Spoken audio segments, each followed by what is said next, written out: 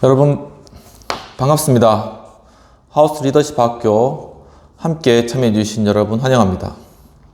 오늘 리더십 강의 변혁적 리더십과 또 4부에는 거래적 리더십에 관한 내용들을 다루도록 하겠습니다. 지난 시간에 이어서 변혁적 리더십으로서의 인물로서 번스 교수님은 중국의 공산주의자 모택동을 그 대표적 인물로 삼고 있습니다. 그래서 변혁적 리더로서의 변혁으로서의 리더십이라는 그러한 제목 하에 모택동이 취하였던 그러한 문화혁명과 같은 그러한 여러 행위들을 이번 파트를 통하여서 다루고 있는 것입니다. 내용들을 살펴보면 사회의 변화 속에서 지도자의 궁극적인 역할은 그가 우상과 영웅으로서 추종자들의 목적에 어느 정도 호소력이 있느냐의 문제를 포함하고 있다라는 것이죠. 그래서 이러한 영웅으로서의 리더십과 또한 그의 이데올로기적인 그러한 리더십에 의존하고 있다라고 하였는데, 모택동이 영웅적인 그러한 숭배에 굴복해야 했던 그러한 심각한 위기는 없었고, 그 이유는 그는 너무나 초연했고 치밀했고 자중했고 이데올로기적이었기 때문이다 라고 이야기를 하고 있습니다. 이제 이 말은 즉 모택동이 어떤 자신을 영웅으로 숭배하는 그런 하나의 리더십적인 행위를 통하여서 사람들의 인기를 얻으려고 거기에 굴복할 필요 없이 모택동 인물 자체가 상당히 치밀한 그러한 인물이었고 이데올로기적이었기 때문에 사람들의 어떤 리더십적인 추앙을 자연스럽게 받게 되었다라는 그러한 의미가 되겠습니다. 모택동은 다른 사람의 감정을 불러일으키는 것은 괜찮지만 그들에게 감정을 분출하는 것은 안 된다라고 그렇게 자신의 책에 쓴 적이 있습니다. 또한 레닌주의자들의 지도력에 대한 어떤 중심 생각은 동지애였으나 모택동은 다른 많은 위대한 지도자들처럼 그가 선택해야 한다고 느꼈을 때 영웅 숭배자들보다 더 이데올로기에 집착하였다라고 이야기를 하고 있는 것이죠.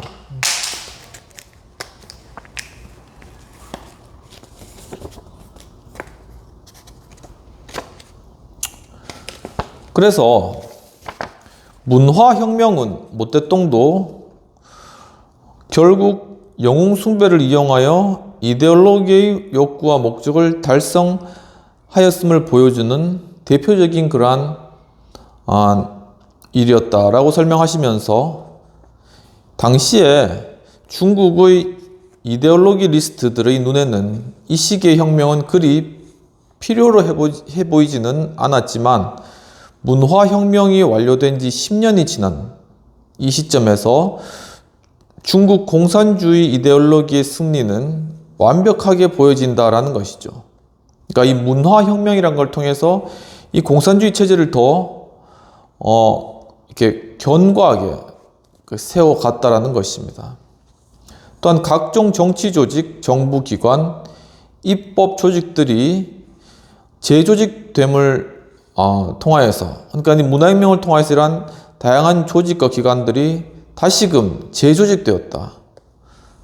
다시금 흩어졌다. 다시금 이제 모여들어서 새로운 그러한 조직으로 바뀌었다라는 것이고, 또한 새로운 상부 구조가 대중의 새로운 가치와 목적을 표현해 줄 수 있게 되었다라고 이야기를 하고 있습니다. 그러니까 계속적으로 어떤 중국의 대중들의 그러한 어떤 요구에 따라서 어떤 하나의 고정되어 있는 그러한 상부 구조가 아니라 계속적인 어떤 혁명을 통해서 이 상부 구조를 새롭게 바꾸어가는 작업을 했다라는 것입니다. 또한 공산주의 가치와 목적이 당의 신학자들에 의해 공표되었고 학교와 대학, 신문과 라디오, 벽보와 대중집회에 다시 울려 퍼졌다라고 하였는데 이 문학영을 통하여서 이 공산주의 이론들을 다시금 중국 내에서 알려지게 하는, 그리고 강조되어지게 하고 사람들에게 다시금 어떻게 보면 강요되어지게 하는 그러한 일들이 중국 전국적으로 이루어졌다는데 굉장히 광범위하고 또한 많은 대중들에게 영향을 준 그러한 어떤 하나의 행위였다라고 평가할 수 있겠습니다. 정부는 비정치적인 예술은 허상이며 예술은 계급의식을 반영하고 프롤레타리아 역시 그들만의 혁명적 예술을 가져야 한다는 이유로 대중의 정치적 교육에 이바지하지 않은 모든 종류의 예술을 비난했다. 그러니까 이제 이 예술까지 이제 통제를 하면서 바로 어떤 공산주의 이론과 어떤 실제들을 이 예술 행위들을 통하여서 나타내고자 하였고 사람들에게 또한 강조하고자 하였다는 것이죠. 역사는 새로운 질서의 요구에 맞추어 재정립되며 다시 쓰여졌다라고 번스 교수님은 평가하고 있습니다. 또한 제한적이나 대중을 비판할 수 있는 길이 열려 있었지만은 중국 공산주의자들의 이데올로기는 스스로에 대한 문제 제기를 거의 하지 않았다는 그런 사실이고 모택동은 진실과 선 그리고 아름다움은 항상 거짓과 악 그리고 추한 것과 상대적으로 존재하며 그 속에서 싸우며 자라난다고 하였다. 이것이 바로 이 모택동의 이렇게 이원론, 지난 시간에 했듯이 모든 것이 상반되고 또한 서로 갈등하는 그런 관계 가운데 존재한다는 것이 그의 세계관이었다는 것이죠. 모택동이 만족하지 못한 것은 이데올로기 때문이었는데 그의 계급 없는 사회는 그리 확고하게 실현되고 있지는 못하였었다라는 것이죠. 다른 지도자들이 그에게 합세했는데 그의 아내 강청은 예술 부분에 있어 프롤레타리아의 우위를 강력하게 추진함으로써 상부의 도움을 얻을 필요성을 모택동에게 확신시켰다라는 그러한 이야기가 전해지고 있다고 합니다. 모택동은 특히 사회주의적 상부구조의 발전이 자본주의적인 태도와 제도를 회복시키려는 정당 지도자들과 관료, 지식인들, 즉 수정주의자들에 의해 제지되는 것을 걱정했다라는 것이죠. 그러니까 이제 사회주의적인 어떤 계급 체계를 만들기 위해서 상부 구조를 발전시켜야 되는데 중국 내에서도 자본주의적 태도를 가진 사람들과 또한 수정주의자들, 수정 자본주의라고 하죠. 또 여기서 중국 입장에서는 수정 공산주의라고 또 할 수 있겠고, 그러니까 완전 어떤 공산주의적 그러한 사상, 완전한 평등과 분배 이러한 것에서 좀 나와서 이제는 시장을 어느 정도 인정하고 또한 개인의 사유재산을 인정하는 그런 또 수정주의자들이 등장하게 되었는데 이 모택동은 이들이 등장하는 것에 대해서 상당히 우려를 가지고 있었다라는 것입니다.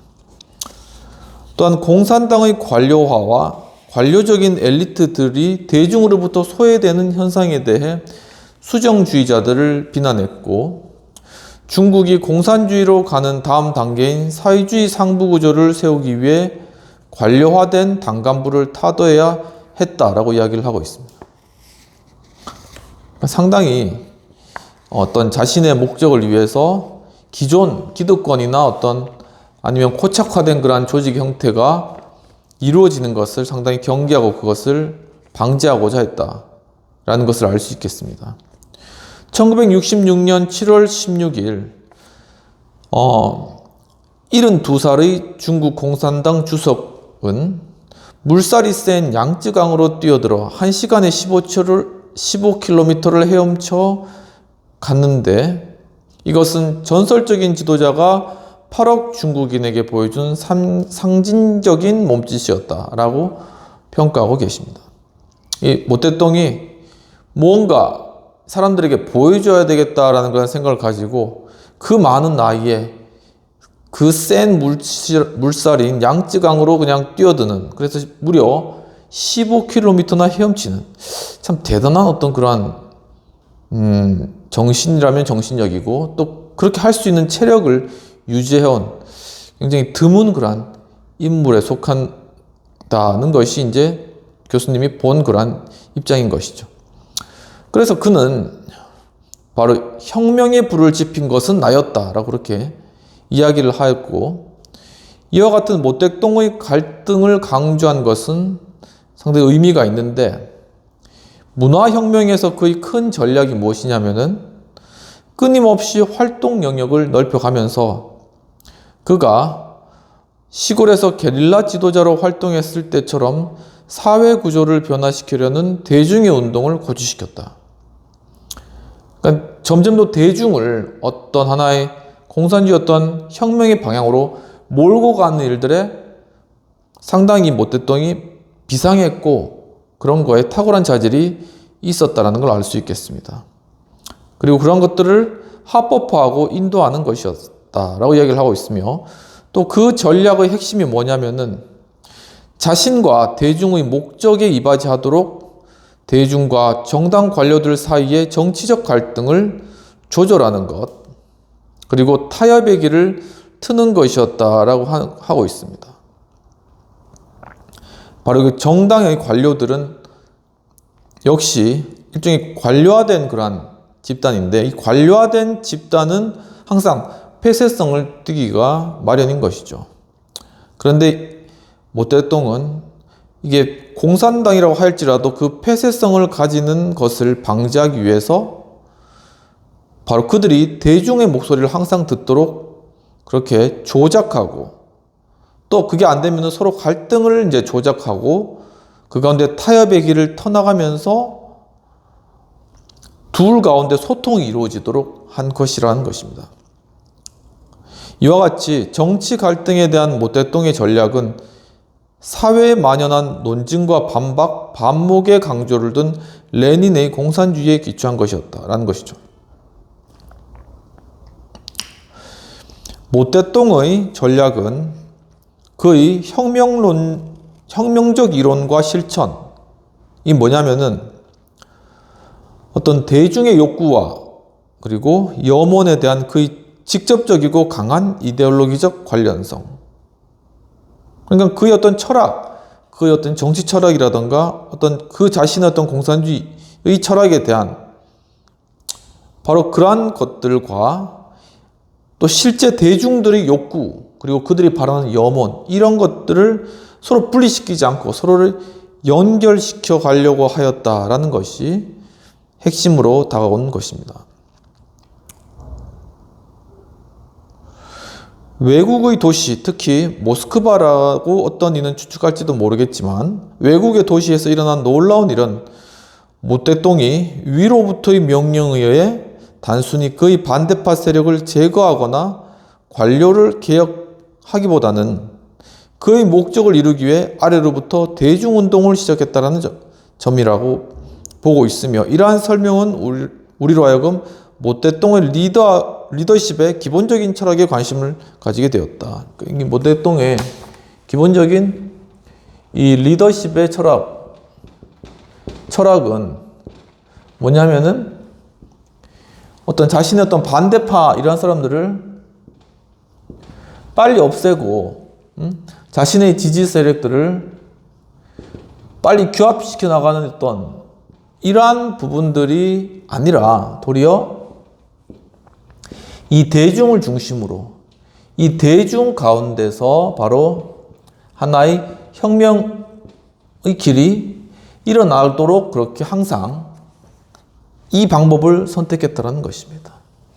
이 방법이 우선적이고 이 방법이 이제 부수적인 어떤 그러한 것으로 항상 생각했다라는 것이죠. 그는 문제를 해결하고 사회 변화를 이루고 나아가서는 공산주의 사회를 건설할 대중의 위대한 능력에 거의 절대적으로 신봉하였다. 이 대중을 신봉하고 믿었다라는 것입니다.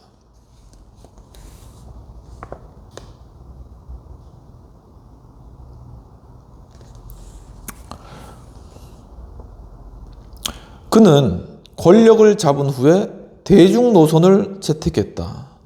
그리고 대중으로부터 대중에게라고 이야기를 했다라는 것이죠. 이 대중으로부터 대중에게 비슷하네요. 이게 링컨의 국민으로부터 국민을 위한 비슷한 그런 좀 어감이 이렇게 와닿는 그런 것들이 좀 느껴졌습니다. 그래서 이 대중으로부터 대중에게라는 그의 리더십 견해와 민주적 중심주의의 개념에 대한 자신의 입장을 계속 이제 견지를 했다라는 것이죠. 이 생각은 본질적으로 전위대 정당의 리더십에 주력한 레닌, 그러니까 레닌은 일종의 성명을 이룰 전위대 정당, 소수의 어떤 정당을 중심으로 혁명을 추진해 나갔는데, 문화혁명의 본질은 모택동의 중앙 지도력과 그의 혁명적 추종자들의 집단적인 대중행동 사이에 독특한 상호작용이 일어났다는 것이죠. 굉장히 광범위한 그러한 대중으로부터 일어난 일이고, 바로 그 가운데 이 모택동이라는 어떤 굉장히 특이한 그러한 하나의 인물과 이 대중이 상호작용하는 그러한 과정 가운데 이 이러한 문화혁명이 이루어졌다는 것입니다. 문화혁명은 궁극적으로 모택동의 정치적 신조가 표현된 그런 정치운동이었고, 모택동의 리더십은 이데올로기적인 지도자, 그리고 폭넓은 정책의 선도자, 정치적 중개자, 그리고 조종자로서 역할에 기초하고 있고, 이는 문화혁명에서 완벽하게 그 역할을 해낸 바가 있다고 이제 번스 교수님은 보고 계시는 것입니다. 그는 항상 게릴라전에서 했던 통합적인 지도자의 역할을 정당 내에서 강조했다. 그러니까 중요한 게 여기서 바로 리더십의 핵심이 뭐냐면 통합적인 리더. 이 통합적인 리더는 바로 이 모든 사람을 아우를 수 있는, 그렇기 때문에 이런 사람은 굉장히 이 큰 그릇이겠죠. 큰 그릇. 그리고 포용력도 상당히 커야 되고, 그리고 어떤 사람의 마음 가운데 있는 욕구에도 민감하게 반응할 수 있어야 되고, 이러한 통합적인 리더십의 모습을 나타내 보여주었다라는 것입니다.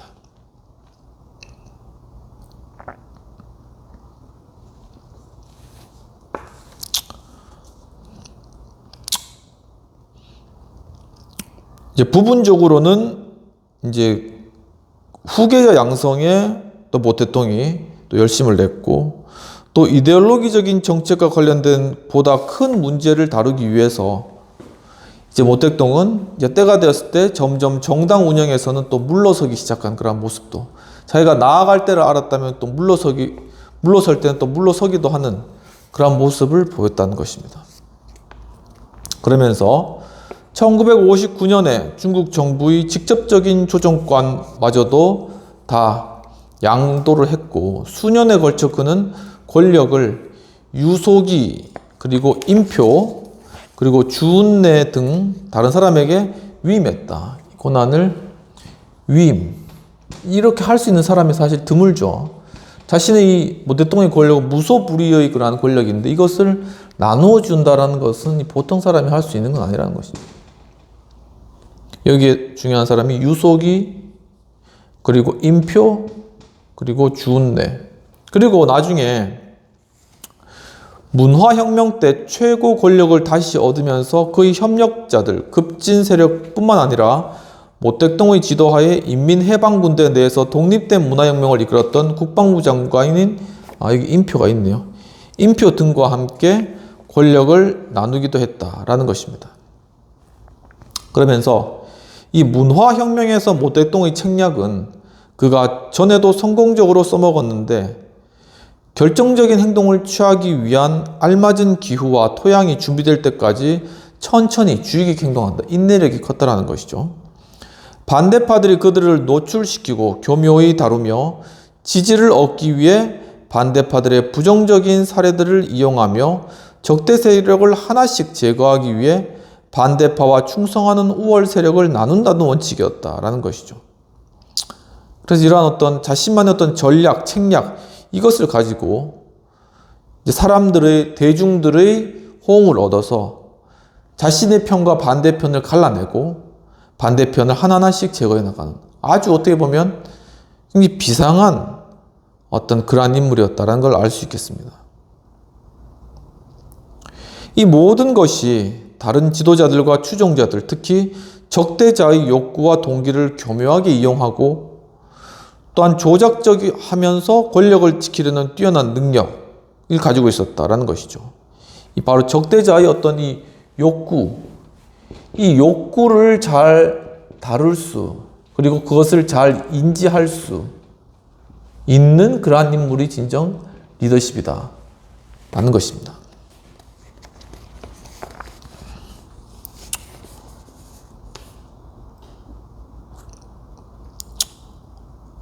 그래서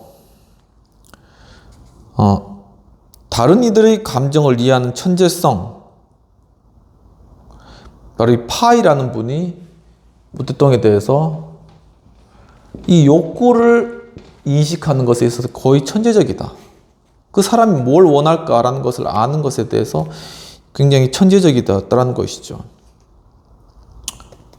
그리고 훗날 모택동이 행사하고자 했던 리더십의 대중적인 기초를 마련할 대중들의 새로운 동기와 염원. 그러니까 이 현재의 어떤 동기와 염원,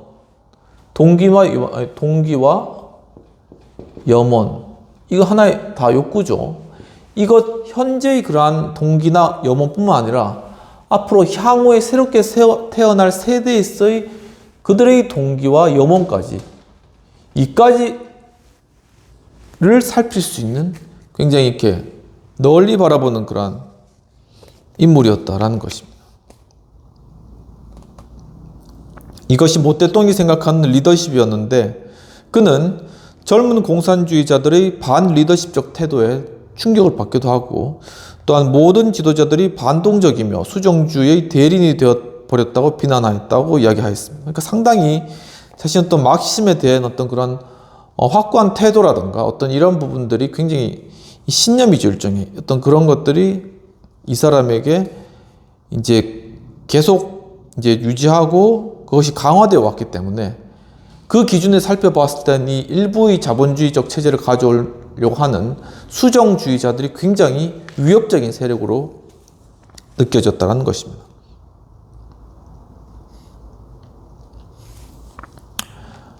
그는 모든 우두머리들을 제거해야 한다는 상해인민위원회의 공식적인 요구에 충격을 받았다. 그러니까 한편으로는 그는 완전 어떤 마크시즘도 아니에요. 그 마크시즘에 따라가지고 아니면 레닌주의, 마르크시즘 레닌주의라고 하지 않습니까? 그러니까 자신과 다른 위치에 있는 사람, 자신의 반대편은 결국 숙청하고 죽이고 그리고 또한 어떤 그 숙청 작업을 하나의 개인이 아니라 여기 상부 구조, 머리 쪽에 있는 그냥 리더들을 그냥 한꺼번에 그렇게 처분하는 이러한 그러한 행위를 하였는데 이것에 대해서도 모택동이 충격을 받았다라고 이야기를 하고 있습니다. 그래서 이러한 현상들에 대해서는 극도의 무정부주의자이다라고 또한 반응하고 또한 이것이 가장 반동적이다. 사실 우두머리는 항상 있어야 된다. 그러니까 모택동은 그 리더의 권위를 인정한 거죠. 그 리더가 있어야지 어떤 혁명도 가능하고 기본적으로 리더가 세워져야지 리더와 추종자 간의 관계도 이루어지고 그러니까 무슨 일을 하든지 이 리더가 세워지고 이 리더가 지켜야 된다는 그러한 어떤 원칙에 대해서는 확고부동했다라는 것입니다. 그럼 이러한 내용들을 가지고 한번 비평을 해보도록 하겠습니다.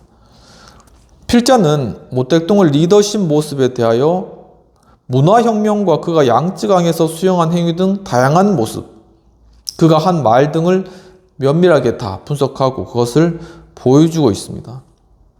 또한 그의 중국 내 반대파에 대한 어떤 태도와 또한 면밀함, 책략과 전술을 포함하여 모택동의 리더십으로서의 태도와 모습들을 통하여 변혁적 리더십에 대한 정의들을 이해하기 쉽게 나타내고 있는 것으로 보여졌다. 그러니까 이 버언스 교수님은 이 변혁적 리더십의 대표적인 인물로 이 모택동을 지금 들고 계신 거예요. 그래서 그가 어떻게 어떤 상황 가운데 행동을 취했느냐, 그가 한 말, 대중에게로부터 대중에게로 이러한 말이라던가 또한 그가 했던 행위, 양쯔강에 몸을 던져서 15km나 1시간에 수행했던 이러한 다양한 그러한 그의 행동과 말들을 통해서 모택동의 리더십을 평가하고 있는 것이죠. 필자는 모택동이라는 중국의 공산주의 혁명을 이뤄낸 인물을 통하여 변혁적 리더십에 대하여 대중의 욕구와 장차올 새로운 세대의 욕구를 이해하는 것이라고 설명하였다는 것이죠. 그렇다면 과연 우리 정치 현실에서 이 대중들의 욕구에 대한 이해도가 과연 어느 정도가 되겠는가라는 것입니다. 그러니까 리더십의 가장 기본은 이 욕구의 이해입니다. 그러니까 내 자신의 욕구를 잘 알아야 될 뿐만 아니라 나를 따르는 추종자들의 욕구를 잘 알고 또한 그것을 현실적인 제도로서 그리고 법으로서 규범으로서 만들어내는 그런 것이 이 정치 리더십의 중요한 요소였다는 것이죠. 그렇게 봤을 때 우리 정치 현실 가운데서는 바로 그러니까 대중들이 이 사람들이 말하지는 않지만 가지고 있는 이런 욕구에 대해서 잘 모르는 것 같다라는 그런 생각이 드는 것입니다. 그렇기 때문에 전혀 이제 딴 길로 가는 거죠. 그러니까 사람들과 그들의 욕구와 그들의 어떤 부르짖음, 아우성과는 다른 방향으로 정책을 펼치거나 소수를 위한 그 상부의 몇몇 사람들을 위한 이러한 그러한 정책들을 내놓기 때문에 대중의 어떤 동의라던가 호응을 얻지를 못한다는 것입니다. 이런 안타까운 그러한 상황 가운데 정말 이 추종자들의 욕구에 대해서 귀를 기울이고 관심을 가지고 바라볼 수 있는 그런 리더십, 그런 리더십이 필요한 그런 때가 아닌가라는 그런 생각이 들었습니다. 그러면 이까지 해서 이 변혁적 리더십에 대한 내용들을 다 마치고 이제 두 번째로는 제 4부죠. 바로 거래적 리더십. 영어로는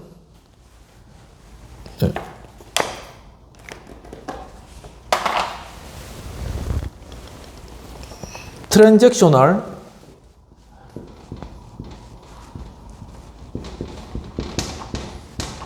리더십, 거래적 리더십에 관한 내용들을 살펴보겠습니다.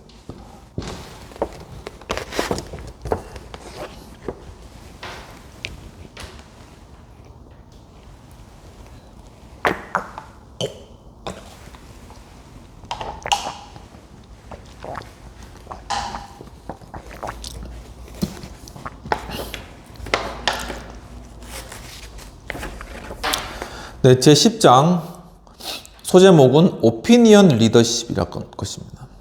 그러면서 하나의 수수께끼라는 그런 제목을 교수님이 다루셨네요. 왜 이렇게 하나의 수수께끼라는 이런 제목을 이 오피니언 리더십과 관련돼서 다루셨을까요? 과연 무엇이 수수께끼길래 이 거래적 리더십에 대해서 오피니언 리더십을 설명하시면서 그러한 수수께끼라는 단어를 사용하실지 저도 좀 많이 궁금하네요. 부제로는 상호 거래적 여론 리더라는 그러한 부제를 붙였습니다. 이제 고인이 되신 키 박사님이시겠죠? 그만큼 기존 사회구조의 해체와 국민의 냉담함 그리고 그들의 정치적 무지와 선거의 혼동 상태를 자세히 관찰한 정치 분석가는 없었다라는 것입니다. 그러니까 버언스 교수님이 이 키라는 어떤 박사님의 분석과 그의 어떤 통찰, 그의 책의 내용들을 통하여서 이제 트랜잭션 리더십, 거래적 리더십에 관한 내용들을 시작하고 계신 것입니다. 미국의 남부 정치의 한 획을 끊는 1940년대 연구를 통해서 이 키 박사님은 일당 지배 양식의 각 주마다 비슷하게 나타난다는 사실이, 그러니까 일당 지배의 하나의 양식이 각 주마다 비슷하게 나타난다는 사실을 발견했다라고 말씀하고 있습니다. 그러면서 그는 정치적 분열이나 이슈 없는 갈등, 주 전체와 카운티를 지배하는 정치 선동, 딕시 스타일의 인치주의, 그리고 흑인을 포함해 가난한 사람들이 과거나 현재를 막론하고 늘 정치 권력으로부터 배제되고 있다라는 사실을 발견했다라는 것이죠. 그리고 1950년대에 들어서의 키 박사님은 미국인 전체를 대상으로 한 여론조사 결과를 분석하게 되었는데, 당시 이제 대통령이란 그러한 자리는 상당히 자부심을 가질 만한 존경받는 그러한 자리였었던 것이죠.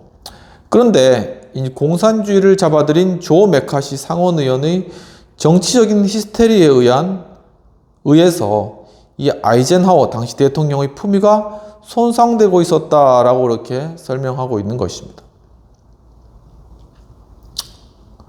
그러면서 인생의 황혼기, 건강이 나빠진 키 박사님은 자유주의자 서클에서 유행할 만한 결론, 그것이 무엇이냐면은 첫 번째로는 미국의 민주주의가 설사 부패하지는 않았다고 하여도 상당히 무기력하게 되었다 라는 그러한 어떤 생각들, 그리고 두 번째는 국민들은 그들이 뽑은 국회의원을 추잡스러운 속물로 끌어내리는 광적인 마녀 사냥꾼으로 여긴다는 것. 그리고 이제 세 번째는 수많은 대중은 정보로부터 차단되거나 감동받지 못하고 참을성이 없는 시민의식이 없는 자유론자라는 결론에 이를 수도 있었다. 그러니까 이 어떤 자유주의적 서클에서는 바로 그렇게 평가를 하는 것이죠. 미국의 상황의 정치 상태를. 그렇지만은 이 키 박사님은 이제 그렇게 동조한 것이 아니고, 이제 무엇이 민주주의를, 그러니까 정반대 시각을 가지고 있어서, 이제 무엇이 민주주의를 구성하고 있는가라는 그런 질문을 가지고 계심에도 불구하고, 그는 유권자가 바보가 아니다라는 그러한 관찰로 그의 쓴 마지막 책의 대미를 장식하였다. 그러니까 이 대중은 현대 정치에서는 하나의 유권자라고 할 수 있겠죠. 그러니까 표를 결국은 행사하는 그러한 자입니다.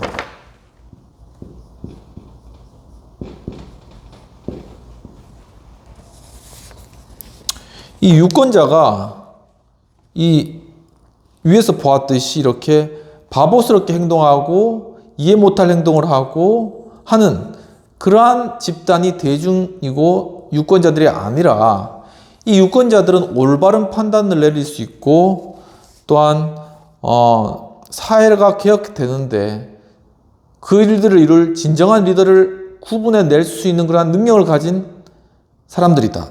즉 유권자에 대해서 상당히, 아니면 대중들에 대해서도 상당히 긍정적인 시각을 가지고 계셨다라는 것을 알 수 있겠습니다.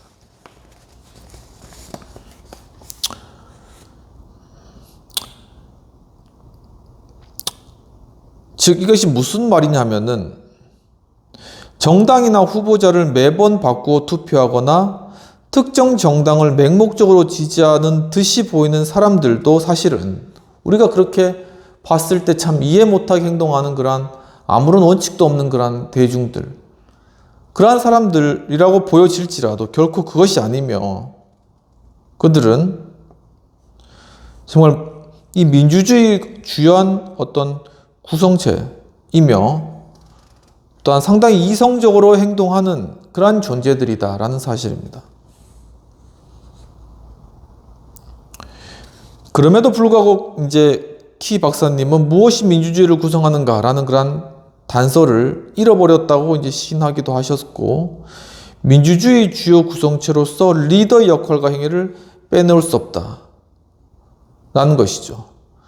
이제 결국 이제 이 민주주의라는 것이 이루어지기 위해서 여기에서는 이 필수적인 개념이 바로 이 리더의 개념이 이 가운데 있어야 된다라는 것입니다. 모든 사람이 다 주인이다. 이 나라의 국민, 이 나라의 소유, 이 나라의 주인은 국민이다. 그런데 바로 그 말 속에는 이 리더십에 관한 그러한 관점이 내포되어 있다라는 것이죠.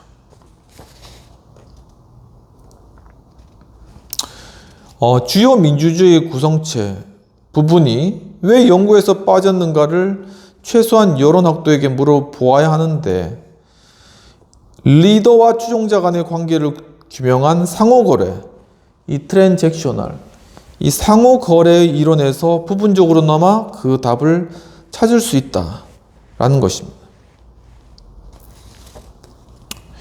여론의 역할을 한번 생각해 본다면, 이 이론은 정치 시장에서 정치라는 곳을 하나의 마켓, 하나의 시장으로 보았다라는 것이죠.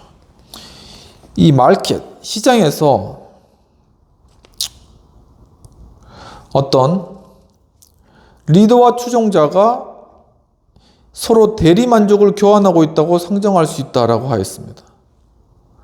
그러니까 이 시장에서 이제 리더하고 이제 추종자가 있는 것도 사실 그들이 서로에게 주고받는 어떤 하나의 거래에 따른 유익이 존재하기 때문에 이러한 관계가 시장과 같이 존재하게 된다라는 것이죠. 분명히 이런 관계도 있을 겁니다. 그때 이제 여론의 역할, 이 여론이라는 것, 여론조사들 많이 하죠. 이 여론이라는 것,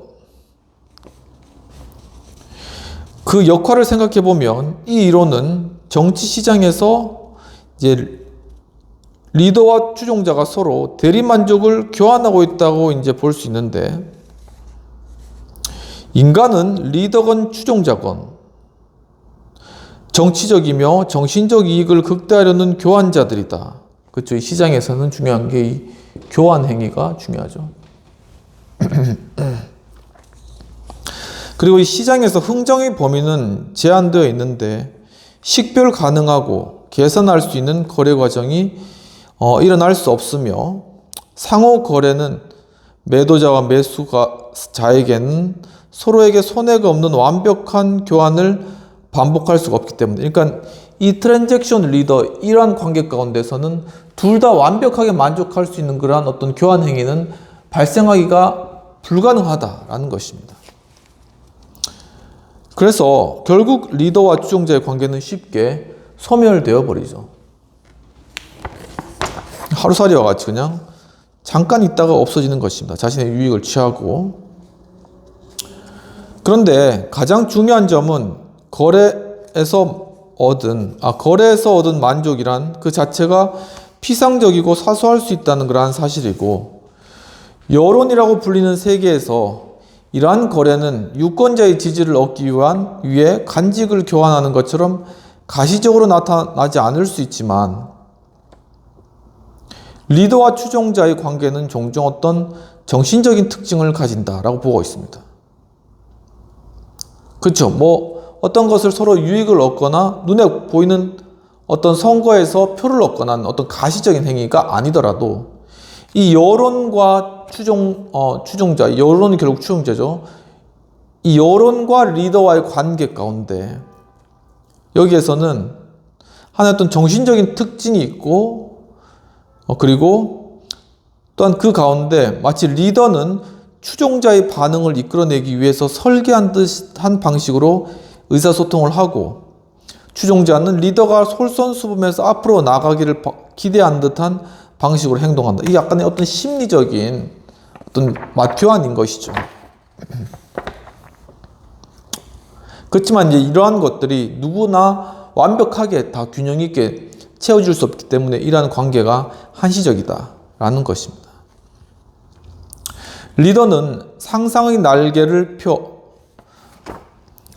가상화된 추종자의 동기에 호소하며 추종자는 다시 이에 반응하고 리더는 추종자의 기대치를 높이며 그 거래 자체에 다가서기 때문에 만족감은 지속적으로 교환되는데 이제 보면은 처음 거래에서는 제스처라든가 웃음 아니면 환호, 약속, 의견 표명이나 투고 형식으로 이제 이루어진다는 것이죠. 그러니까 이런 식으로 대중하고 리더가 서로 의견을 교환하고 그리고 그 가운데 어떤 의견 표명을 하고 서로 이제 표정으로도 이렇게 웃음을 주고받고 이런 것들이 상호 교환적으로 이 시장에서 일어난다는 것입니다. 하지만 나중에는 이제 선거에서 특정 후보에 대한 표로 그것이 귀결되는 것이죠. 그리고 선거구 주민을 위해 의회에서 특정 법안에 찬반 투표를 하는 그런 식으로 리더는 또한 그 자신을 따르던 추종자에 대한 그 혜택을 부여하는 것이죠. 모든 것이 바로 이 트랜잭션을 교환적 관계에 대해서 이루어진다는 것입니다. 그래서 상호 거래적 여론, 트랜잭셔널 오피니언, 이 상호 거래적 여론의 리더는 근본적이고 영속적이고 확고한 욕구, 깊은 내면에 잠재된 필요에 호소하며 또한 최종적으로는 추종자의 도덕성과 정의에 대한 신념에도 호소할 수 있는데 시장 상황에서 이와 같은 본질적인 호소 또는 독창적이며 자기 충족적인 대응이 변혁적 리더의 특성이다 라는 것이죠. 즉 사람들의 어떤 근본적인 욕구를 끌어내는 것 그리고 그것을 공식적인 자리에 나타내고 그것을 하나의 제도화하고 하는 이러한 것이 변혁적 리더의 특징이고 또한 어떤 그 관계 가운데서 자신을 따르는 자들의 도덕성에 호소해서 어떤 유익이나 편의나 아니면 돈이나 이런 것이 아니라 도덕성에 의지해서 자신에게 호소해 주기를 바라는 그러한 것이 변혁적 리더의 특징이다 라는 것이죠.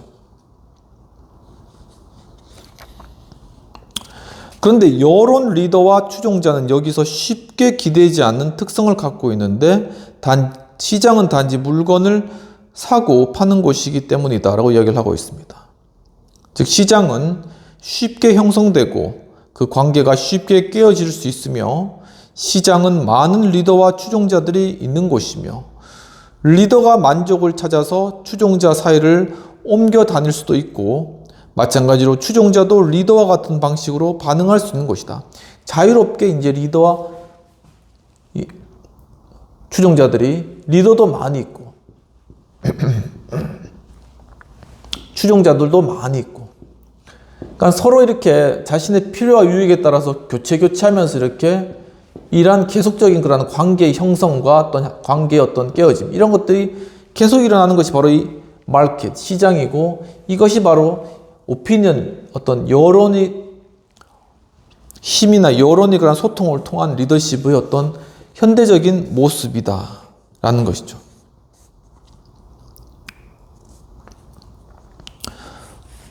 그래서 결국은 이러한 시장의 어떤 분위기 그리고 어떤 시장의 스타일은 계속적으로 순간적으로 변화가 일어난다는 것입니다. 그리고 또한 상호 대응적이다. 서로 빨리 어떤 영향력을 주고 또 받는 상호 대응적이고 또 유연하고 굉장히 빨리 그 어떤 관계가 변화할 수 있는 유연한 그러한 상황이다. 뭐 노동 유연성 그러잖아요. 그러니까 쉽게 어떤 해고될 수도 있지만 쉽게 다시 취업될 수도 있고 이런 유연성 그리고 대체 가능하고 그러니까 이 리더가 함께 있다가 좀 마음에 안 들면 저 리더로 이렇게 대체하는 그런 것들이 대체 가능성이 크고 일정하지 못하겠죠. 그러니까 그런 관계가 오래되지도 못하고 아무튼 순간적으로 계속 바뀌는 어떤 그러한 모습들을 나타내는 그런 리더십적 특징이 있다는 것입니다.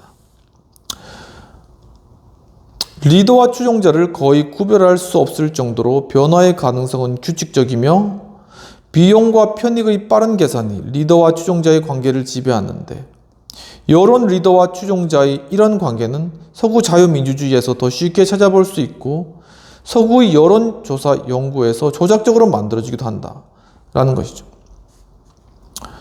그래서 여기서는 계속 특징적인 게 빠른 변화, 그리고 그 가운데 계속적으로 상호 대응하면서 움직여가는 또 하나의 어떤 굉장히 동태적인 것이 큰 영향력을 가지는 그러한 어떤 리더십 형태가 트랜잭션 리더십의 특징이다. 반대로 변형적 리더십 같은 경우에는 사람의 어떤 도덕성이나 신념 이런 것들을 의지하고 그것에 호소를 해야 되기 때문에 그 사람과의 오랜 관계라든가 신뢰 관계가 쌓여야 되잖아요. 그러니까 거기에 많은 시간이 필요하다라는 것입니다. 거기에는. 근데 이 거래적 관계는 언제든지 그런 깨어지고 다시 붙는 어떤 그러한 굉장히 유연한 그런 모습이기 때문에 변동성이 굉장히 크다. 시간이 짧다라는 것을 보여주는 것이죠. 그래서 케네스 클락이라는 그런 박사님은 이러한 진취성의 측면에 대해 냉철하게 판단을 내렸는데 어떻게 판단 내렸냐? 권력과 관련된 몇몇의 연구 이론에서 여론 연구에서 이들은 뚜렷한 주의 주장을 밝히지 않았을 뿐 아니라 여론의 실제적인 결과에 대해서도 관심을 갖지 않는다. 이 사람들이 주어진 상황에서 실제 무엇을 하는지 사회적 변화의 의미에 대해서 탐색하려는 의지가 없다.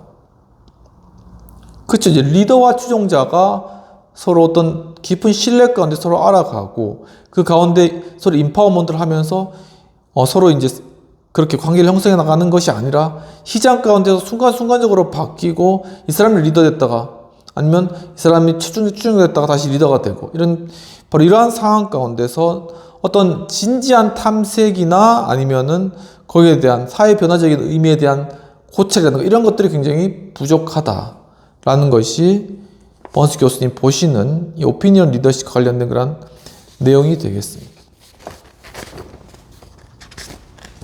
그러면 비평 및 토의를 살펴보도록 하겠습니다. 필자는 서구의 거리적 리더십의 모습에 대해서 이제 개괄적으로 지금 시작하면서 그 서론을 다루고 계신 것이죠. 그 특징을 빠르게 변화하는 리더와 추종자였던 관계로 그렇게 보고 계시고 그러한 어떤 정치의 장을 시장에 이제 또 비유하기도 하셨죠. 그렇다면 이제 우리 정치 현장을 살펴볼 때 이 시장의 어떤 이 시장이라는 곳에서 이루어진 어떤 리더십의 모습, 트랜잭션 리더십 이러한 어떤 시장의 모습을 보여주는 것은 있는지, 우리 정치 현상들이 이 시장에서 일어난 일들과의 어떤 유사점은 무엇이고 차별점은 무엇인지 이런 것들을 한번 토해봤으면 좋겠다라는 그런 생각을 하게 되었습니다. 네, 그럼 각자 한번 생각을 해보시고 그리고 우리 정치 현상, 정치의 그런 세계가 어떠한가 이런 부분들 한번 나름대로 의견을 가져보면 좋을 것 같고요. 그래서 점점 더 이제 사회가 급변하고 빨라질수록 이제 이런 트랜잭션 리더십이 많아지고, 이건 뭐냐면은 굉장히 이제 중도적인 성향이 강해진다는 그런 의미가 있습니다. 한쪽으로 치우쳐 있으면 상대로 넘어가기 쉽지 않잖아요. 근데 이게 굉장히 이 중도적인 그런 입장에 쓴 사람이 많아졌기 때문에 그래서 이제 뭐 중도 우파, 중도 좌파, 아무튼 이제 이렇게 이제 주장하지 않습니까? 그러니까 언제든지 여기로 갔다가 아니면 여기로 갔다가 바로 이런 어떤 형태, 그것이 바로 여론에 따른 어떤 리더십 아니면 추종자의 형태고, 채널 틀잖아요. 그냥 TV 보다가 그런 것처럼 이것이 리더십, 트랜잭션 리더십의 형태인데 현재 어떤 우리 정치 현실 가운데 상당히 많은 그러한 중도 세력들이 생겨났다는 것은 바로 우리의 어떤 정치 현실이 상당히 시장과 가까워졌다라는 그런 측면들. 그러니까 하나의 어떤 이데올로기적인 것이 아니라 하나의 자신의 어떤 체제나 철학이나 소신에 따라 움직이는 것이 아닌 자신의 어떤 유익이나 실리, 그 순간순간에 이런 짧은 어떤 그러한 어떤 유익, 이런 것들을 위해서 빠르게 변화하는 그러한 시장의 모습, 그리고 바로 그러한 어떤 중도적인 그러한 세력들이 많아지는 그러한 형태의 우리 사회가, 우리 정치 현실이 도래하게 되었다라는 그러한 사실입니다. 그러면은 과연 이 여론을 동원하는 것은 어떠한 것인가? 라는 오피니언 리더십의 형성의 그러한 과정들에 대해서 다음 파트에서 살펴보도록 하겠습니다.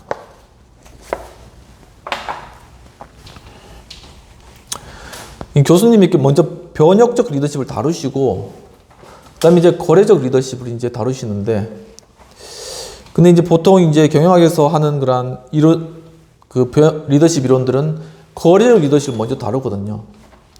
서로 이제 어떤 월급이나 베네핏을 주고 거기에 대해서 추종을 얻고 하는, 이제 그것을 기본적인 형태로 보는데, 이제 교수님은 변혁적 리더십을 먼저 다루셨잖아요.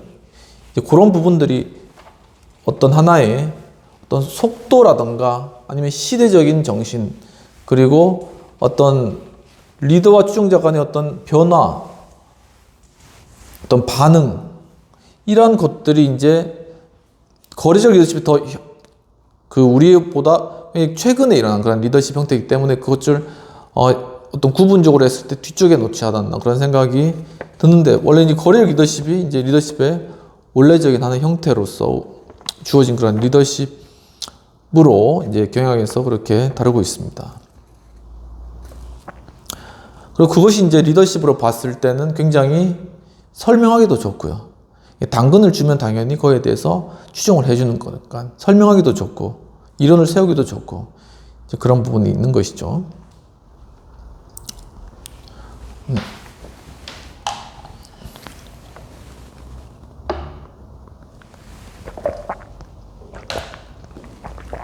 그럼 이제 세 번째로 오피니언 리더십의 형성입니다. 여론의 동원.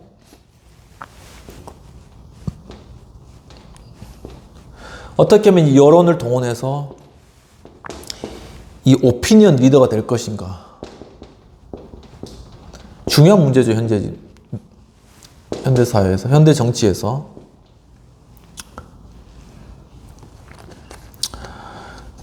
여론 리더십에 대한 상호 거래 이론은 심지어 서구의 자유민주주의에서도 여론 형성 시스템의 일부에만 적용되는데, 여론의 자유시장은 미국에서도 제한적이며 여론에 영향을 주는 외부 자극이 거의 없는 외진 지역에서만 여론의 안정성과 점착성이 높게 나타나는 것은 아니다라고 이야기를 하고 있습니다. 앞서 고려했던 어떤 가족, 종족, 학교, 교회, 직장의 사회와의 어떤 경향들은 사람들을 어떤 단단한 구조 속에서 이제 가둘 수 있는 어떤 그러한 어떤 조직이다라는 것이고, 중세 수도원이나 아미교 공동체의 예에서 볼 수 있듯이 공통된 가치관은 외부의 영향이 없는 상태에서 구성원 사이의 끊임없는 상호 교류를 통해 더 확고해진다고 보았죠. 그리고 집단 내 구성원들이 서로 친밀한 우호 관계를 갖고 있으면 이를 통해 여론은 더 안정되게 된다라는 것입니다. 그러면서 이 분리주의라는 것은 자민족 중심적이거나 편집광적일 수도 있고, 또한 개인의 이해나 제도의 생존을 위해 고려된 치밀한 계산에 의지할 수도 있다라고 이야기를 하고 있는 것이죠.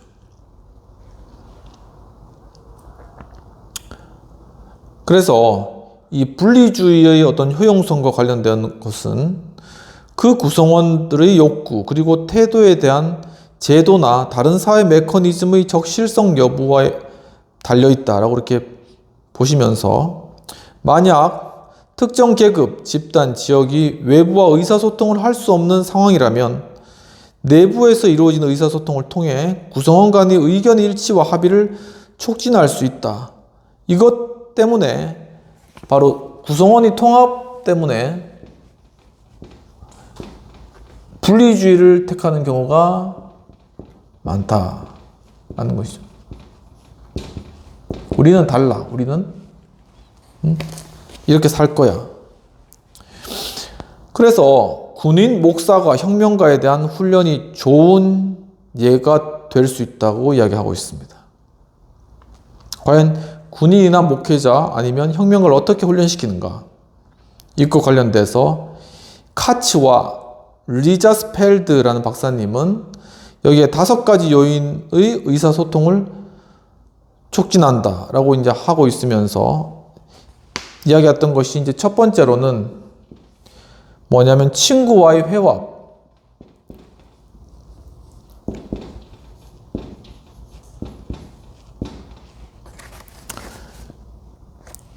바로 친구와 서로 만나고 하는 것들을 통해서 이 의사소통의 그러한 과정이 이제 공통적인 어떤 생각으로 모여지는 것이죠. 두 번째는 특정한 규범. 이 규범에 합의하거나 이 규범에 따라 살려고 하는 사람들의 모임. 그러한 기준들을 공유하는 사람들과의 회화. 이런 것이 되겠습니다. 또 세 번째는 어떤 대중매체의 메시지를 보충해주는, 강화하는 집단. 대중매체를 보고 그것을 어느 시각에서 서로 만나가지고 오프라인 모임을 한다는 걸 만나가지고 그걸 강화시키는 것이죠. 그리고 네 번째로는 이 매스미디어 어떤 체계하고 인간의 의사소통 이것을 결합시켜온 사회의 구성원. 그러니까 대중적으로 큰 영향을 주는 어떤 매스미디어 이런 것들과 또한 인간의 어떤 그런 실제의 삶을 의사소통을 서로 결합시켜 준 거죠. 그러니까는 어떤 매스미디어를 통한 큰 어떤 영상이라든가 어떤 영향력들을 쏘면 그것에 대해서 사람들이 가지는 반응이나 이런 것들을 취합하고 그것을 다시금 이 매스미디어에 영향을 주도록 이렇게 하는 그러한 행위들을 이야기하는 것입니다. 다섯 번째는 어떤 동기화된 사회적 행위에 의견을 표출할 수 있는 사회적 배출구가 이 사회적 배출구가 바로 가까이 있을 때 바로 사회적 배출구가 이제 가까이 있을 때 어떤 분리주의 그리고 어떤 의사소통의 어떤 일치, 합의 이런 것들이 이루어진다는 것입니다. 왜냐하면 자신의 의견을 일단 표현해야지 그 사람이 어떤 생각을 가지고 있는지 알고 상대방도 알고 그러니까 서로 이제 배출하면서 서로에 대해서 이제 공통적인 어떤 관심사나 어떤 주제를 이루어가고 그것을 통해서 내적인 집단의 어떤 결속력이 증가되는 것이죠. 그래서 어떤 사회적 힘이 수능성, 합의 안정성을 강화시키는 강력한 어떤 심리적, 제도적 장벽을 허물 수 있는 것인가? 바로 그 힘이라는 것은 합의적 리더십 또는 경쟁적 리더십 모두에게 잠재적 어떤 여론 규합 포인트로서 작용할 수 있는 힘이다. 라고 그 힘에 대해서 설명을 하고 드러나지 않은 여론의 근원들을 연결시켜주는 바로 그러한 힘. 바로 그러한 힘이 작용한다라는 것입니다. 이 어떤 매스미디어와 또 아니라 어떤 빠르게 바뀌어지는 시장의 어떤 그런 관계에서처럼 거래적 리더십의 그런 세계 가운데 여론이 어떤 여론적 리더, 여론을 형성하는 리더 이 가운데 바로 이러한 것들이 포함되어 있다. 이러한 힘이 역사하고 있다는 것이죠. 그러면서 분쟁의 발생할 가능성은 다양한데 부모와 자식 그리고 형제들 간에도 긴장관계가 성립할 수 있고 사회적으로도 발생하는 외적 갈등과도 또한 연관될 수가 있는 것이죠. 바로 이런 어떤 여론들을 형성하고, 그리고 또한 이것이 매스 미디어로 이렇게 막 쏘아지고, 사람들이 이제 그 영향을 받으면서, 그런데 갈등 관계가 또 일어나는데, 어떤 가족 간에 그런 갈등 관계가 일어나기도 하고, 그런 다양한 그런 곳에서 이러한 긴장 관계가 또한 성립할 수도 있고, 이러한 일들이 일어난다는 것입니다.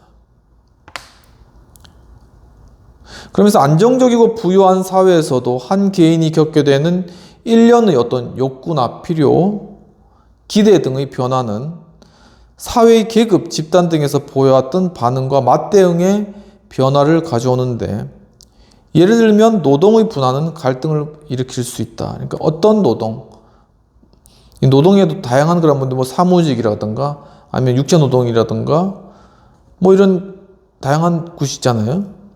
바로 그 서로 어떤 그런 노동의 분화된 그런 집단 가운데서도 이 갈등이 이루어질 수 있다는 것이죠. 그러면서 상호 거래적 형태의 리더십은 이 모든 상황에서 이제 핵심적인 역할을 한다는 것입니다. 이런 갈등 상황에서 키라는 분은, 아까 키 박사님은 대립 의견은 대립하고 있는 지도 세력에 대한 지지 근거가 된다라는 것이죠. 그렇기 때문에 서로 경쟁하는 리더들은 자신들을 유지시켜주는 분열을 조장한다. 도리어 분열하고 갈등함으로 사람들의 지지를 얻는 방식이라는 것입니다. 갈등의 분포 형태가 다양한 만큼 리더십도 또한 이 갈등이 다양한 만큼 리더십도 다양하게 형성되는데, 지도부는 하부 리더들과 추종자들 사이에 다양한 갈등을 만들어내며, 키 박사님에 따르면 리더와 여론은 서로 복합적이어서 그 구성 요소를 각각 떼어 놓을 수 없으며, 정치적 갈등은 주로 공식적, 비공식적 정치 기구들 사이에서 생겨나는 경향이 있다라는 것입니다. 즉, 이러한 정치적 갈등을 통해서, 갈등이 있는 곳에 또 기자들이 가죠. 그리고 싸움 일어난 거 사람들이 구경하기를 좋아하잖아요. 불구경, 첫 번째가 싸움 구경, 두 번째 불구경, 이렇게 이야기하는 것처럼, 그런 점에 일부러 리더들이 갈등을 일으킨다는 것입니다. 그래서 여론을 모으고 사람들의 관심을 집중시키는 그러한 일들을 이룬다는 것이죠. 그런 것들을 바로 빠르게 변화하면서 그렇게 자신의 지지를 얻을 건 얻고, 갈등을 또한 통합하고 해결할 건 해결하고, 이렇게 하면서 빠르게 변화하는 그러한 상황이 트랜잭션 리더십, 거래적 리더십의 어떤 세계에서 이루어지는 것임을 말씀하고 있는 것입니다.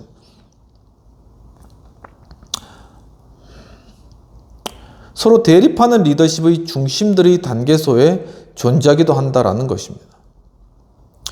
리더십의 기능은 특정 리더십의 추종자들에 의해 인식되고 있는 상황에 따라 달라지며, 갈등과 합의라는 다양한 관계를 고려할 때 훨씬 이 트랜잭션 리더십의 기능이 복잡하게 보이는데, 작고 동질적인 집단의 리더는 그 집단 내에서 단순한 대표로서의 기능을 담당하면 될 정도로 어떤 잠재적인 갈등에 대해서도 집단 구성원들이 통일을 잘 되기 때문에 단지 수장으로서의 지위만 수행한다라고 얘기를 하고 있습니다. 그러니까 어떤 통일된 어떤 의견을 가진 집단의 리더는 크게 사실 할 일이 없다는 겁니다. 어차피 사람들이 모두 다 어떻게 해야 될지 다 알고 그것대로 하고 있는데, 그렇기 때문에 그 수장은 그냥 사람들이 잘하는 걸 지켜보면 되는 거예요.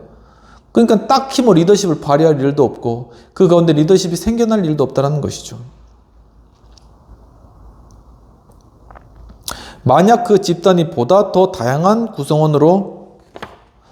성원으로 구성되어 있는 상황이라면, 다른 집단이나 혹은 보다 더 큰 집단을 지배하는 원칙이나 리더와의 갈등을 겪을 가능성이 더 높아진다. 그러니까 그 구성원들이 외국인도 있고 내국인도 있고, 이랬을 경우에는 분명히 갈등이 발생한다는 것입니다.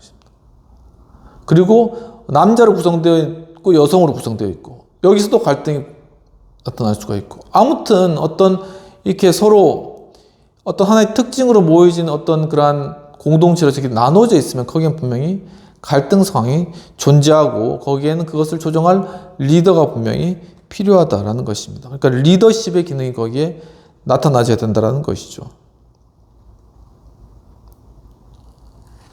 따라서 어떤 A라는 상황에서 합의의 중심적 역할을 했던 어떤 리더라도 B라는 상황에서 갈등을 야기하는 원인이 될 수도 있다고 이야기합니다. 그러니까 변하고 빠르게 변하는 시장에서는 한 사람이 리더가 되고 탁월한 성과를 이루었다고 할지라도 그 사람이 다른 상황에서도 그러한 결과를 이루어낼 수 있을지는 미지수다라는 것입니다. 이 같은 사례는 정치적 상황에 투입된 군대의 어떤 지휘관에서 볼 수 있는데, 리더는 이 두 가지 역할에 국한된 것이 아니고 아마도 서로 충돌하는 다양한 집단을 위해 행동하고 그들을 중재하는 것, 그것이 리더의 역할이 되겠죠. 예를 들어 어떤 군의 장군은 부하 및 동료 장성들과 각각 이제 다른 관계를, 리더는 다른 관계를 맺고 있잖아요. 같은 보직에 있는 흑인 병사와 백인 우월주의자, 쿠쿡스 클란이라고 하는데, 이들 단원들을 화해시키는 역할도 한다. 왜냐하면 가서 같이 이제 싸워야 되는데 서로 이제 다르다고, 인종 다르다고 서로 싸우게 있으면 이게 군대가 아니고 전쟁을 못 치르겠죠. 근데 그런 외부적인 어떤 그러한 긴급 상황에서는 서로 어떤 자신의 어떤 그런 공동체 어떤 성격이 다르다 할지라도 서로 규합하고 서로 이제 공동의 목적을 위해서 서로 연합하는, 그 말 그대로 거래적이죠. 트랜잭셔널. 그런 모습들을 보여주는 것이죠. 리더나 리더십이 있는 집단에서 정치적인 갈등이나 인정의 정도는 갈등 관계에 있는 사회 세력들이 어느 정도 양극화되어 있는가, 양극화가 많이 되었으면 될수록 그 갈등의 정도는 심하다라는 것이고, 그래서 예를 들면 북아일랜드 얼스터의 아이리시 정교나 캐나다 퀘벡주의 프랑스인인 경우에는 외적 요소에 반대하고 국수주의적이고 종교적인 교리를 강력히 고수하는 프롤레타리아가 지배세력에 전면 반대하면서 리더십을 양성한 것은 불가피할 일일 것이다. 그러니까 아이리시 종교나 캐나다 퀘벡 프랑스인, 이 사람들은 아예 세속하고는 떨어져서 그냥 자기들 나름대로 사는 거예요. 그러니까 거기에는 뭐 어떤 지배 세력에 대해서 반대하거나 이런 것들이, 그러면서 그 가운데 어떤 리더십으로 커나가는 이런 것들 기대할 수 없다는 것이죠. 동일한 집단 내에서는 사실 이런 것들이 어렵다는 걸 보여주는 것입니다. 월트 위트만이라는 분의 지적처럼 리더들이 다수를 얻기 위해 서로 대립하고 있는 세력을 모두 수용하는 것은 사실 어려운 일이겠죠. 여러 집단으로 구성된 사회에서 갈등 노선은 한 곳으로 집중되지 않고 또 엇갈리게 마련입니다. 하나의 어떤 갈등이 집착된 게 아니라 다양한 갈등들이 그 가운데 발생되는 것이죠. 이슈에 따라서 똑같은 리더가 어떤 때는 추종자의 혐오의 대상이었다가 다음에는 그들의 영웅이 되기도 하고, 그러니까 계속적으로 바뀐다는 거예요. 리더가 됐다, 추종자가 됐다. 또 이 리더가 혐오자가 됐다가 아니면은 또 굉장히 존경받는 리더가 됐다가 계속 바뀐다는 것이죠. 키 박사님은 정치적 리더십에 관한 다양한 의견의 효과에 대해서 이제 논의를 하면서 우리는 정치 질서의 본질에 관한 서로 다른 정치적 이견을 감내해내야 한다. 그러니까 서로 정치적 이념이 다르다 할지라도 이러한 이견들을 감내낼 수 있는 그러한 정치적 풍토와 토양이 이루어져야 한다라고 말한 적이 있는데,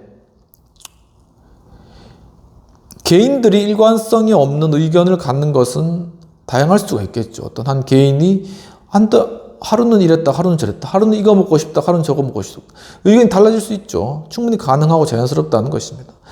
리더는 사회복지제도에 필요한 세금 징수로 인해 야기되는 유권자들의 분노를 극복하고 동시에 그들에게 혜택을 줄 수 있는 사회복지 법안을 마련하기 위해 고심해야 한다.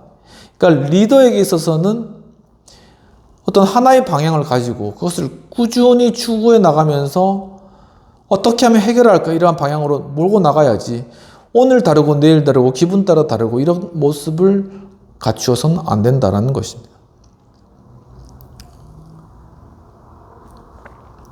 만약 또한 그에게 입법권이 있다면, 국회의원 같은 경우죠. 내일의 지지를 확보하기 위해 오늘의 적에게 다가갈 수 있도록 행동해야 된다. 그러니까 굉장히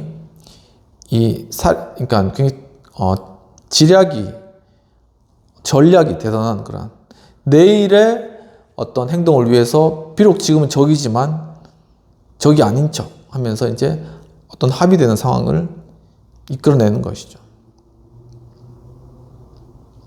일반 사람들은 리더와 추종자 사이의 합의를 볼 때 인지적 왜곡의 메커니즘에 의해 생겨나는 갈등의 부담에서 이제 벗어나려고 하는데, 리더 역시 그럴 수 있지만 자신의 정치적 생명을 희생을 감수해야 된다는 것이죠. 될 수 있으면 이제 갈등 상황에서 벗어나려고 하는 그러한 것이 일반 사람들의 성향이지만, 리더가 된 사람은 그런 갈등들에서 자신의 정치적 생명을 그 갈등 강에서 벗어날 것이 아니라 그것을 해결하려고 하는 것이 리더고, 조정하려고 하는 것이 리더인 것이죠. 그렇지만 그것을 만약에 벗어난다면 자신의 정치적 생명 끝난다. 이것을 감수해야 된다는 것입니다. 로버트 레인과 데이비드 시어스 이 두 분이 말했듯이 불협화음을 최소화하는 다른 방법들이 있긴 하지만 리더가 짊어질 부담은 추종자에 비해 훨씬 클 수밖에 없다. 왜냐하면 추종자는 자신이 옳지 않으면 리더에 대해서 내가 이것을 원하는데 쟤는 저게 잘못된 것 같아. 계속 이야기하면 돼요. 하지만 리더는 양쪽의 상황 다 듣고 그거 서로 뺄 건 빼고 달 건 더하고 또 합치건 합쳐가지고 하늘로 가야 되죠. 그러니까 부담이 보통 부담이 아니라는 겁니다. 그 짊어져야 될 짐이. 그래서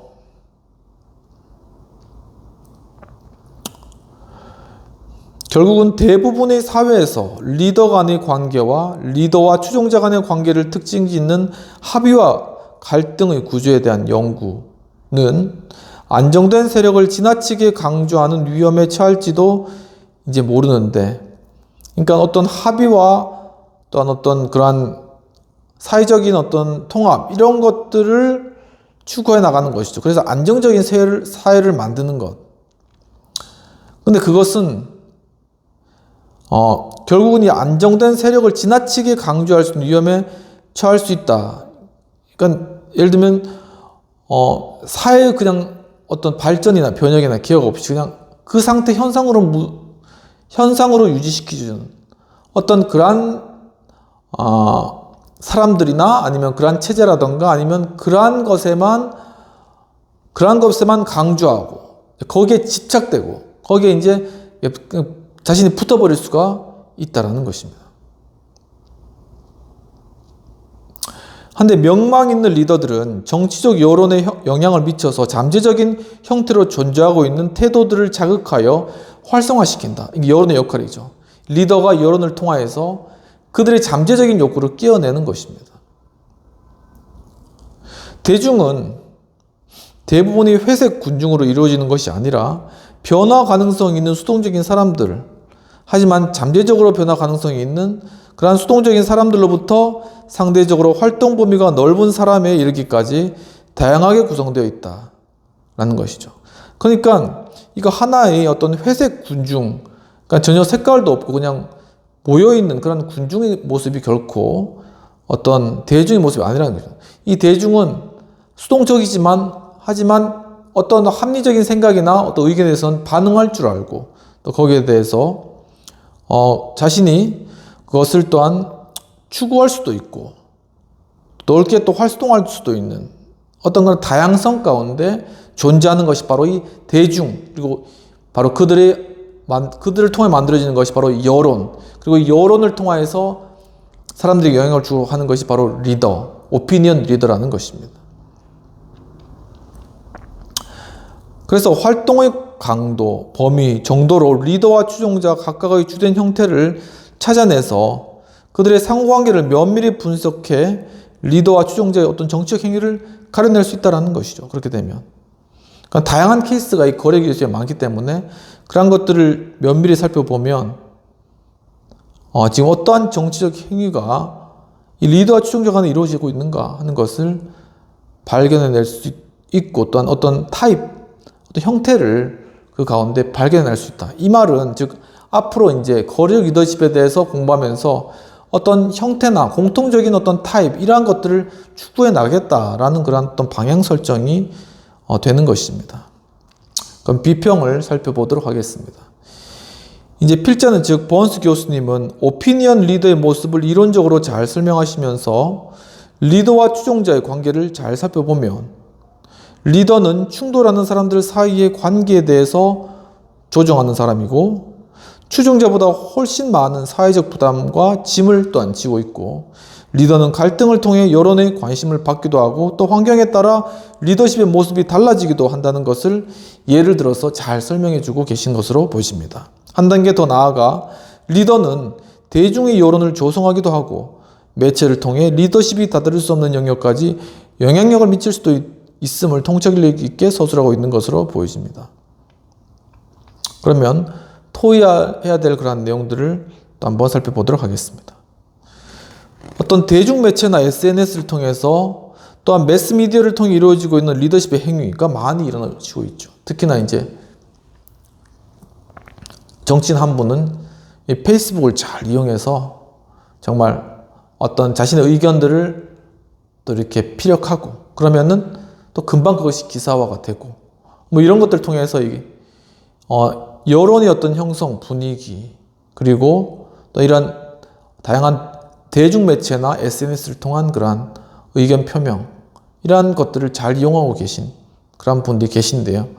바로 이제 앞으로 이 세대 자체가 바로 이러한 어떤 소셜 네트워크나 아니면 다른 어떤 AI라던가 그래서 그에 따른 챗 GPT 아니면 어떤 유튜브 그 외에도 뭐 다양한 그런 것들 틱톡이라던가 뭐 이런 다양한 것들을 통해서 정말 이제는 이 리더십이 전에는 이렇게 돌아다니면서 외쳐야 되는 그럴 필요 없이 한마디만 하면은 그냥 이런 것들을 통해서 이미 관계망은 다 형성되어 있고 여론을 형성할 준비는 이미 완벽하게 갖추어졌다라는 것입니다. 그러니까 이 가운데서 정말 사람들의 어떤 여론을 통해 영향을 줄 수 있는 그런 어떤 정치적인 신념이나 태도를 가지고 또한 거기에 대해서 이런 오피니언 리더로서 어떤 이미지를 사람들에게 잘 나타낸다면은 그가 말 그대로 리더십으로 했었던 힘을 얻게 되는 것이죠. 이러한 내용들을 번스 교수님이 책 쓴 지가 꽤 오래됐는데 바로 그때 미리 앞서서 이런 것들을 바라보시고 통찰하고 있다 그렇게 생각이 드는 것입니다. 네, 토의할 내용을 살펴보면 대중매체나 SNS를 통해 매스미디어를 통해 이루어지는 리더십의 행위의 특징은 현대사회에서 사실 많이 나타나고 있는데 이러한 변화되는 상황 속에서의 정치 리더십의 새로이 나타나는 형태는 과연 어떤 것이 있을까? 그리고 이러한 새로운 의사소통 방식의 하에서 이루어지는 리더와 추종자가의 관계는 무엇인가라는 것입니다. 그렇죠. 이제 과거에는 직접 대면에서 보고 그 다음에 역 같은 데 광장이 일어나가지고 막 사람들 대중에서 외치고 사람들은 또 관심사 모여가지고 듣고 하면서 이 페이스 투 페이스의 어떤 이러한 강력한 교감인 것이죠. 그러니까 나름대로 그것도 상당히 큰 의미가 있다고 보여집니다. 그 현장감이라든가 그 열기라든가 이런 것들은 결코 어떤 가상적인 현실 가운데서 우리가 경험할 수 없는 것이죠. 그런데 워낙 이 4대 세대 자체가 SNS가 많이 발달되었기 때문에 이제는 그런 것들을 이용해서 함께 정치활동을 해나가야 된다는 것입니다. 그러니까 오프라인을만을 해서도 안 되고 하지만 오프라인을 안 해서도 안 되고 그러니까 이 정치적 활동을 하면서 그것을 또 잘 담아서 SNS에다가 뿌리는 거죠. 계속 뭐 인스타그램에 올리고 페이스북에 올리고 유튜브에 찍어서 또 올리고 계속 이런 행동을 하면서 온라인 오프라인으로 계속 정치 활동들 리더십 활동들을 보여주는 것입니다. 그러면은 일단은 오프라인으로 간 사람들에게는 직접적인 영향이 가는 것이죠. 그리고 온라인으로 온 사람들은 잠재적인 지지 세력이 되는 것입니다. 그래서 이걸 한두 번 보다 보면은 이제 그 사람을 만나고 싶고 지지하고 싶고 소식을 듣고 싶은 이런 것들이 생겨나면서 이런 것들을 통해서 점차 이 리더가 힘을 얻어가는 것입니다. 사람들이 말은 하지 않지만 그 내면에 이미 다 그런 어떤 공통 분모가 있는 것이죠. 그러다가 한번 이슈, 예를 들면 선거라는 거 이런 것들이 한번 딱 나타나게 되면 그때 이렇게 쭉 이제 거기 표로 이어지는 그런 일들. 이번 정치에 국회의원 선거에도 많이 그런 것들을 사용하지 않았습니까? 이런 부분이 있다라는 것입니다. 그리고 또한 이제 한 리더가 이 수많은 추종자에 관해서 영향을 끼칠 수 있고 또한 수많은 추종자들도 쉽게 이 리더십에 대해서 접근이 가능했다. 그러니까 뭐 인스타그램에 댓글을 남긴다던가 아니면 페이스북에 자기 의견을 남긴다던가 그렇게 하면서 그러면 이 리더는 거기에 답글 달린 것만 보면은 이 사람들이 어떤 의견을 가지고 있는지 피드백이 바로 되는 거예요. 굳이 거기에 대해서 그걸 조사하고 사람들에게 물어볼 할 필요 없이 그냥 자신의 의견 표명하고 거기에 댓글 된 거 보면 내 의견이 어땠구나. 이게 바로 와닿는 거예요. 그러니까 대중과의 소통 그런 기능들이 훨씬 더 강화되었다라는 것을 말하고 있는 것입니다. 그럼 과연 이러한 상황들 가운데서 어떻게 우리가 리더십을 바라보고 그런 오피니언 리더로서의 어떤 그러한 자질들을 개발할 수 있을까라는 그런 부분들을 한번 토해보면 좋을 것 같고 일단은 제가 생각하는 것도 약간 어떤 기술적인 그러한 부분도 약간 준비해야 될 것 같아요. 저도 이제 유튜브로 이제 강의를 하지만 예를 들면 뭐 영상을 편집한다거나 아니면 잘린 영상을 붙인다거나 이런 것들 그리고 이렇게 화면을 구성한다거나 이런 부분들을 좀 잘 운영할 수 있는 그러한 어떤 자질이 또 이 현대사의 어떤 그런 오피니언 리더로서 갖춰야 될 부분들이 아닌가 하는 부분이 있고 저는 이제 이제 뭐 끼네 마스터 이런 것도 공부했지만은 사실 이제 잘 소질이 없어가지고 하지만 이제 이게 보니까 찍다가 예를 들면은 이제 재난제 문자가 올 때가 있어요. 이 재난제 문자가 오면은 다른 거는 뭐 그냥 넘어가는데 이 영상이 끊어지는 경우가 있습니다. 왜냐하면 재난제 문자가 중요성이 있으니까 먼저 이 셀폰에 이제 처리 기능에 영향을 미치는가 봐요. 그러니까 그게 먼저 이제 하면서 끊어지는 거죠. 그러면 이제 영상을 과거에는 이제 2개를 만들어 가지고 그것을 다 올렸어요. 블로그에 이런 거에 1, 2로 해가지고 유튜브에. 근데 그것을 이제는 이제 연구를 해가지고 하나로 붙일 수 있다라는 것을 알고 이제 충분히 셀폰에다가 저장 공간을 마련하고 난 뒤에 그걸 이제 붙이니까는 나눠지지 않고 그냥 한 번에 비록 영상은 나눠지지만 그걸 합쳐가지고 잘라 붙여가지고 한 번에 이렇게 유튜브를 만들 수 있으니까 굉장히 편리하다라는 생각이 이제 많이 좀 들더라고요. 이런 것처럼 좀 이렇게 매체를 활용하는 방법들도 잘 좀 숙지하고 또 이제 주변에 도와줄 수 있는 사람이 있으면 더 좋겠죠. 그래서 이제 그런 것들을 이용해서 소통을 하면은 그리고 이제 또 한 가지는 이제 선거 때뿐만 아니라 어떤 집중 기간뿐만 아니라 평상시에 할 수 있다. 평상시에 항상 SNS에 친근한 거예요. 거기에 사진도 올리고 자신의 생각도 올리고 이렇게 친근하게 하면은 바로 그런 과정들이 하나의 정치 활동인 것입니다. 그러니까 생활 속에서 이 활동들을 해나가고 또한 대중들과도 밀접한 관련성을 가질 수 있다. 왜냐하면 이 SNS나 이런 것들을 통해서 유튜브를 통해서 자신의 어떤 삶을 보여주거든요. 실제로 이렇게 오프라인에서 연단 위에 서 있는 저 멀리 있는 그 리더를 보다가 이 리더가 집에서 밥 먹고 그 다음에 화장실 갔다가 아이들과 놀고 이런 것들을 보면은 이 굉장히 가까워지는 어떤 그런 긴밀성 이런 것들을 형성될 수 있다는 것입니다. 과거의 어떤 리더십 어떤 그러한 관계보다 지금 어떤 이러한 상황 가운데서 리더십의 그런 관계들이 좀 더 이렇게 밀착될 수가 있다라는 측면이고 상당히 그 파급력은 크다라는 부분들이죠. 그래서 이런 것들을 좀 균형 있게 잘 활용한다면 오피니언 리더로서 정말 여론을 이끌고 나아가서 정말 그 가운데 리더십으로서의 역할, 정말 자기가 이제는 원하는 그런 어떤 정치적 목적을 그걸 통해 이루는 것이죠. 바로 그러한 리더가 이제는 하나의 떠오르는 그리고 어떤 지향하는 그런 리더십의 모습이다 라는 그런 부분들을 한번 생각해 볼 수 있는 것 같습니다. 여기까지 하고 오늘 수업을 마치도록 하겠습니다. 또 장시간 시청해주셔서 감사드리고 또 이제 10월 중반 넘어가고 있는 다음 주에 중반 넘어가고 있는데 또 이렇게 유익한 시간들 또 가을에 정치도 느끼시고 풍요로움도 경험하시면서 또 이렇게 마음의 여유를 가져보는 좋은 한 주 되시기를 바랍니다. 감사합니다.